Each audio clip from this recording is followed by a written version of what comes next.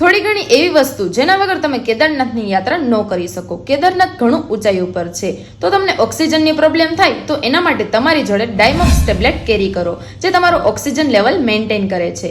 અદરક, ગુજરાતીમાં કહું તો આદુ, જે ખૂબ જ નોર્મલ છે, એનો તમે યુઝ કરશો તો તમારું બીપી લેવલ, સુગર લેવલ તેમજ પહાડો ઉપર ફરવાના લીધે મોશન સિકનેસની પ્રોબ્લેમ થાય એ ન થાય. તમે ઘોડા દ્વારા જાઓ, પીઠું દ્વારા જાઓ તો પણ થોડું તો તમારે ચાલવું જ પડશે. એના માટે તમારી જોડે ઘીમાં શેકેલા મખના, જેથી તમારી શરીરની કેલ્શિયમની કમી પૂરી થાય છે.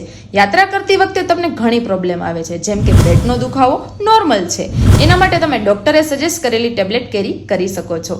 મારું માનો તો માથાના દુખાવા માટે સેરિડોન અને પેટના દુખાવા માટે નોર્ન્ટીઝેડ. આ સિવાય વોમિટિંગની પ્રોબ્લેમને રિલેટેડ તમારી જોડે કંઈક કેરી કરવું, અને શરદી, ઉધરસ, તાવની ટેબ્લેટ બી તમારી જોડે હોવી જોઈએ. તો આવી જ રીતે કેદારનાથની હેલ્પફુલ ટિપ્સ તમારે જોતી હોય તો મારી ચેનલને સબસ્ક્રાઇબ કરજો, જેથી તમને આવી જ રીતે ન્યૂ અપડેટ કેદારનાથની મળતી રહે.